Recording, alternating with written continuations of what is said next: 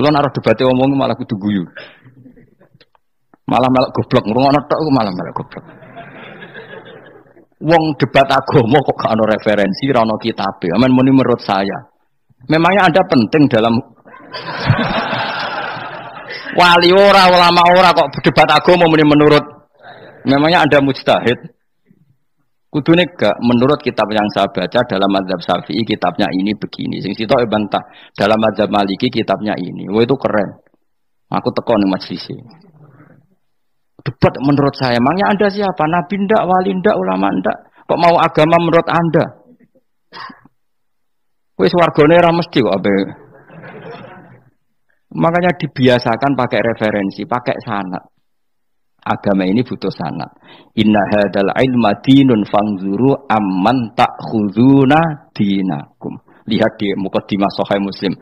Agama ini ilmu, ilmu ini agama. Maka lihatlah ilmu itu kamu ambil dari mana? Dari mana?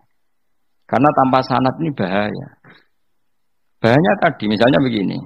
Ada orang alim soleh berteman orang kafir. Atau berteman orang fasik. Atau berteman perempuan cantik. Dia alim, alim soleh, saya ulang lagi. Ada orang alim soleh berteman perempuan cantik. Atau orang fasik atau orang kafir. Pasti di hatinya satu. Wong ayu nak dikancani wong fasik, engkau malah melakukan hal-hal yang tidak terpuji. Nak dikancani wong alim, syaratnya soleh, saya ulang lagi, dibina, dijak ngaji, diarahkan yang benar, terus dinikahkan sama orang soleh. Ternyata pertemanannya hanya proses ngantar wong ayu tadi baik dan menikah sama orang soleh. Berteman orang kafir ya dia mengajarkan hujah-hujah argumentasi Islam, jika suatu saat berharap menjadi Islam. Tapi orang liberal melihat itu bukti bahwa agama itu bebas. Wong alim nyatane kancanan wong ayu, wong kafir, gak masalah. Itu pilihan mbahmu. Ini beda, sama-sama cara zahir kancanan orang fasik, tapi asal orang soleh itu motifnya itu beda. Saya misalnya orang kaya, ada ulama kaya, itu senengannya blonjo, sampai bojone itu marah-marah. Saking parahnya ulama ini, kebetulan keluarga saya, ini anaknya mulai itu anaknya kon golek utangan. Padahal nilai anaknya pertama berangkat dari rumah itu bawa uang, mau ngirimi anaknya di sarang. Itu orang Jawa Timur, kiai alim. Roh bakul kacang ning bis gak mentolo ditukoni. Roh bakul mainan saake wong tuwek Pak ditukoni. Walhasil tok sarangku duwe entek. Tapi gowo mainan, gowo kacang putu-putu. Saake jare. Sama-sama belanja. Dekne niate nyebar rahmate Allah. Yo saya pernah ngalami itu meskipun di ada skala yang ekstrim itu. Saya sampai sekarang anak saya mulai TK, SD tak sangoni terus. Kadang beli jajan yang dia sama sekali gak doyan. Dulu ibunya yang marah sebelum ora dipangan kok dituku Gus. Ya masih ora dipangan bakule tetap seneng. Butuhe bakule iku payu ora kok dipangan ta ora. Tapi utek-utek medhit ngene kan pikirane kan. Nek ora dipangan aja tuku ya sakake bakule ndonga supaya laris. Lah duit 5.000 bagi kita kan ndak penting wis bentek. Ben manfaati bakul-bakul. Karena orang kadang dikasih itu malu loh karena ndak diharga diri. Tapi kalau lewat jual beli kan seneng. Ya banyak ulama yang gitu, boros tapi niatnya menyebar roh. Asal orang soleh itu baik-baik saja. Orang soleh melete, wah duitku akeh, tenang wae. Cara zahir melete, ternyata ngenakno sing dikai ben ora perasaan. Nah misalnya wong soleh terus sopan, duitku pas-pasan tak pangan sesuk wae ora ono, sing dikai ya sungkan le dul-dul. Maka wong soleh kudu melete ben sing dikai ora sungkan. Bareng kayak duit uang 100.000. Lah iki lanjiran duitmu akeh, ora iso tak hitung ning omah. Ijek karungan. Lah kok karungan piye? Duit 1.000 kerja kok karung gak sak. Butuhe ngenakno sing digawe apa? Ngenakno sing digawe. Asal wong soleh, dekne ngomong gitu itu niatnya juga soleh. Tapi nak wong ra soleh, pancen mlete tenan. Bolak-balik wong ra soleh iku masalah. Makanya kancani wong soleh. Untuk wong soleh itu orang yang luar biasa. Kanjeng Nabi itu nak daharu sering ning jobo. Ya biasa. Ketok wong akeh. Karena Nabi gak ada kepentingan beliau jadi Nabi setelah Nabi Isa alaihissalam yang saking sakralnya, saking priainya malah kebablasan dianggap sebagai anak Tuhan. Maka Nabi ngetokno kemanusiaan ini. Bahkan kalau dahar itu sering di luar. Gue ngetokno nak Nabi itu dah sebagai umumnya kayak apa orang soleh. Lho kula nate lho berusaha khusyuk iku meneng. Malah nyipi kuwi elek. Mergo aku ora meneng wae wibawa, nak meneng malah buyute wibawa. Akhire wong rawani takok agama. Nak ana ora takok agama terus takok wong liya, takok rugen malah ra karu-karuan. Tapi baru kayak aku sering guyon gejlokan orang berani tanya. Baru kayak berani tanya, ilmu dikembalikan pada ahlinya. Jadi wong soleh ku ngomong terus yo barokah, saenak yo barokah, asal dekne soleh alim, barokah terus. Tapi nak wong ra soleh, goblok ya bobo meneng ben wibawa. Nah ibadah anggap wali terus akeh sing sowan, innalillahi wa inna ilaihi raji'un. Aneh-aneh wae. Modus iki jenenge apa? Lho iya, kayak kasus di Probolinggo, andai kan wong era jubahan niku ora ono sing percaya. Dia dipercaya karena modus apa? Kesalehan. Umpama ndekne nganggo kathok seprapat terus pakpon ning pasar, ayo aku bisa gadakan uang, percaya ta ora? Baru kayak jubahan ibu-ibu soleh. Maka sarana kesalehan ini kalau di mata orang enggak soleh, di tangan orang enggak soleh itu bah. Makanya kata ulama, kata Imam Haram, kan arah alim, urip pun biasa wae. Aja sampai kowe terlalu khusyuk terus nak ngomong dindel, padahal keliru ngomongmu iku.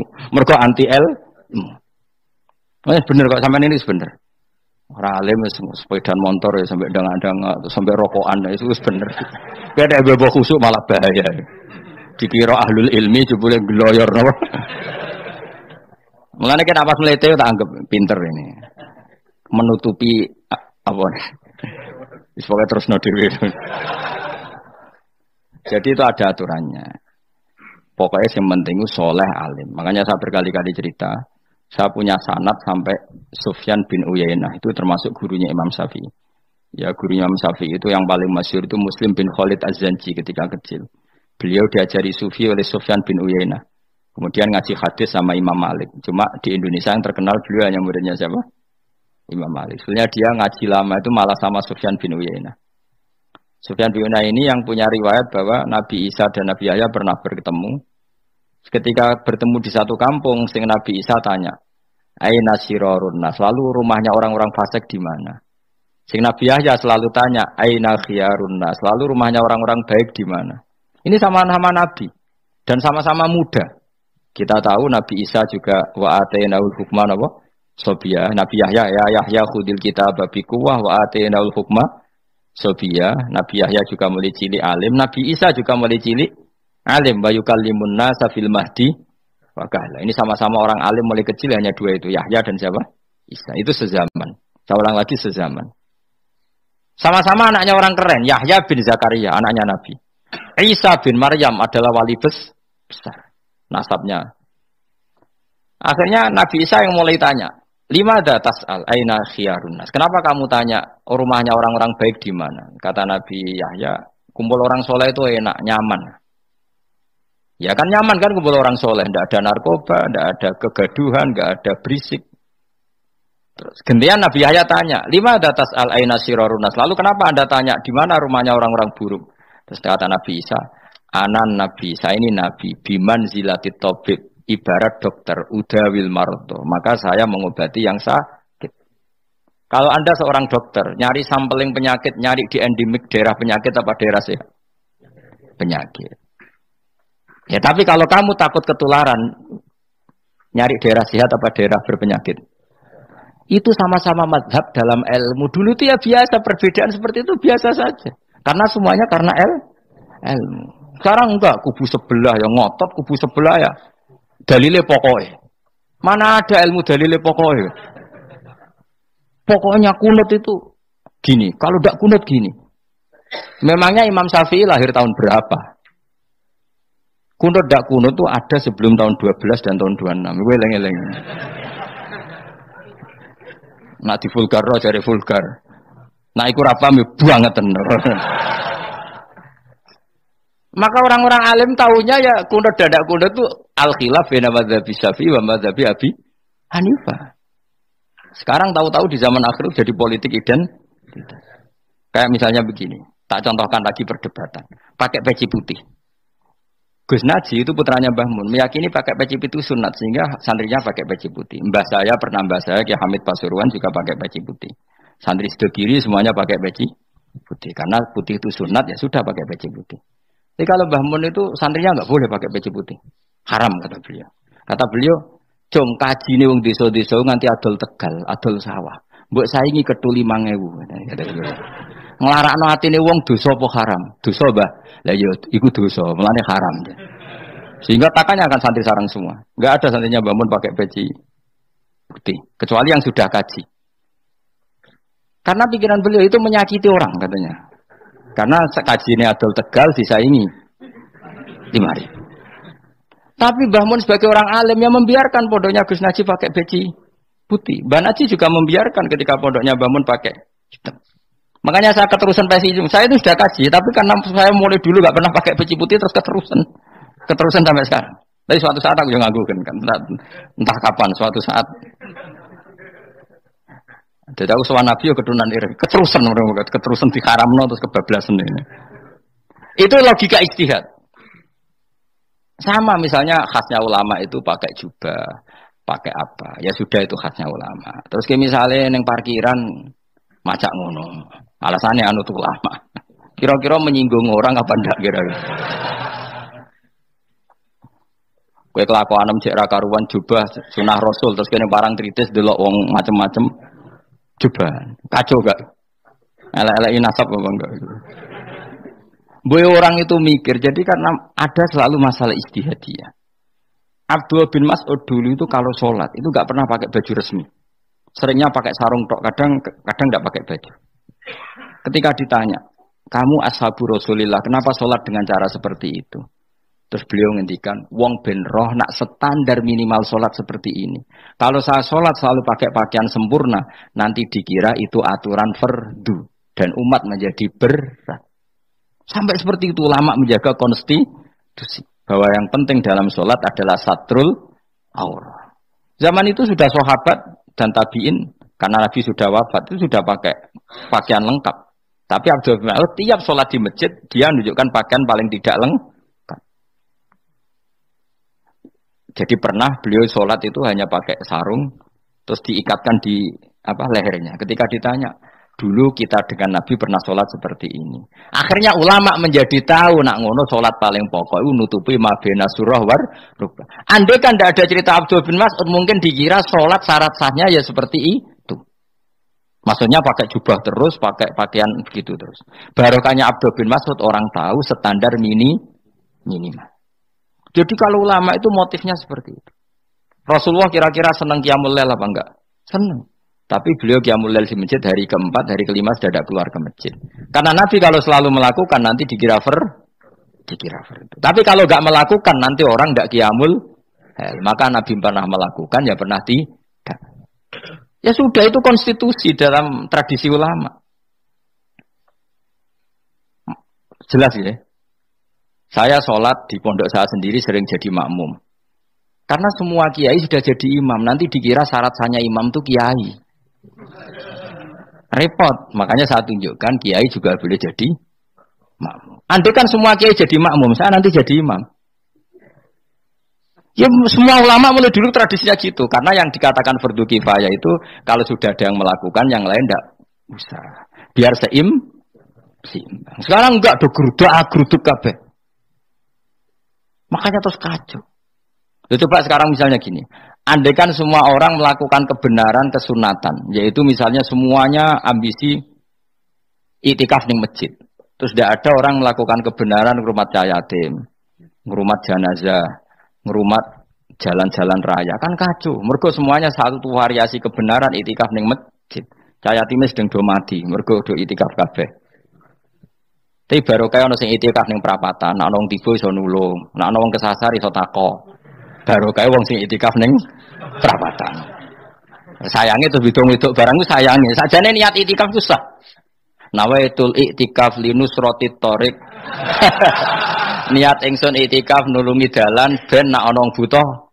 Coba sekarang, orang yang kecelakaan, pertolongan emergensi orang yang itikaf di jalan apa yang di masjid? Di jalan, barokahnya banyak, itu tim SAR gratis. Umpama do niat soleh kabeh bumine pangeran, sah mbok itikaf. Mulai sesuk gak apa-apa, itikaf ning perapatan. Tapi buktikan kamu tidak berbuat macam atau tulisi relawan orang tersesat. Jadi ajane kebaikan itu ada di mana-mana. Makanya Nabi menyatakan kebaikan orang itikaf ya dikatakan Nabi baik. Orang yang jalan-jalan kemudian ada duri disingkirkan juga disifati Nabi orang baik. Orang yang rumah yatim disifati Nabi orang. Bahkan orang yang hubungan intim dengan istrinya sama Nabi ya disifati orang baik. Sampai sahabat tanya, masa urusan gitu dapat pahala ya Rasulullah? Loh iya, andekan itu sama orang lain kan malah dosa. Berhubung sama istrinya maka dapat pahala. Kayak apa Nabi ngitung kebaikan sekian banyaknya. Tahu-tahu di zaman akhir kubunya saja yang baik. Ini apa-apaan? Yang kuano iskal deh. Yo mareni yo tobat yo. Kebaikan adalah sesuatu yang dikatakan Allah baik di kubu kita maupun di kubu sebelah. Mau kubu sebelah ya apa saja. Baik di partai kita maupun di partai sebelah. Maupun di ormas kita maupun ormas sebelah. Karena semua kebaikan otoritasnya di Allah Subhanahu. Ada nabi yang senangane ngurus wong fasik, Nabi Isa. Karena berpikiran nabi itu tabib, ya tabib itu yudawil untuk mengobati yang sah. Ada nabi kayak Nabi Yahya. Karena kalau orang kayak kamu tak suruh ngobati orang fasik, kira-kira katut tak sing fasik tobat. Cara rohin tak cul ngobati wong wayu, kira-kira sing katut sapa? Sing ayu dadi ngaji apa sing ngaji dadi ya ukur dhewe, nak ora kuat niru Nabi Yahya, nak kuat niru Nabi Isa. Tapi kowe ora nabi masalah. Ya sudah, yang penting roh ilmunya. Bahwa dulu itu biasa. Paham ya? Makanya Sayyidina Abu Bakar jadi wali karena akhlaknya baik. Tapi akhlak baik itu tidak cukup untuk melindungi Rasulullah. Karena ketika Nabi diteror, Abu Bakar tidak bisa berbuat banyak. Sehingga ketika Abu Bakar sudah Islam, Nabi itu masih sembunyi. Sampai ketika lihat Umar gelut di pasar Ukad, dia petarung yang menangan, Nabi berdoa, Allahumma aizal Islam bi Umar. Semoga orang seperti ini itu masuk Islam. Karena ini rapati butuh sopan, ini butuh petarung. Tenan, Umar masuk Islam. Masuk Islam hari pertama sudah Abu Jahal ditotok rumahnya. Kamu lo ganggu Rasulullah Muhammad tak bunuh kamu. Semua orang diparani. Akhirnya bersamaan dengan itu ada khitab fasda bima tu'mar. Akhirnya Nabi berani dakwah secara ala niatan. Barokahnya mantan preman. Jadi kebutuhan Islam banyak. Butuh orang sopan, butuh petarung, butuh macam-macam. Butuh wong lomo, butuh wong fikih sabar itu sakit, rasa ditambahin. Karena jumlahnya sudah overload yang fikir itu rasa di produk sudah masif lah, sudah. Jadi orang kok kalau gede fikir, maksudnya jumlahnya sudah banyak. Jadi itu kayak apa kearifan Rasulullah? Makanya Abu Bakar pertama jadi khalifah. Ketika beliau mau wafat, itu nunjuk Umar jadi khalifah coba. Padahal beliau wataknya lemah tapi menunjuk orang yang sangat kasar, yaitu Sayyidina, karena beliau insaf, tidak semua kebaikan terwakili oleh orang berakhlak. Kadang kebaikan terwakili orang yang tegas, kayak Sayyidina. Kayak apa insafnya para sahabat? Iya toh, kalau di internal akhlak itu baik, tapi kalau di eksternal ngadepi orang nakal, yang baik itu orang tegas. Coba misalnya ada preman di perapatan, mau ganggu kiai, ikut di santri sopan mau dilu, pusing kan? Tidak di semua antri kayak Roken mantan preman. Ayo gelut. Oh mati orang ninggal popo.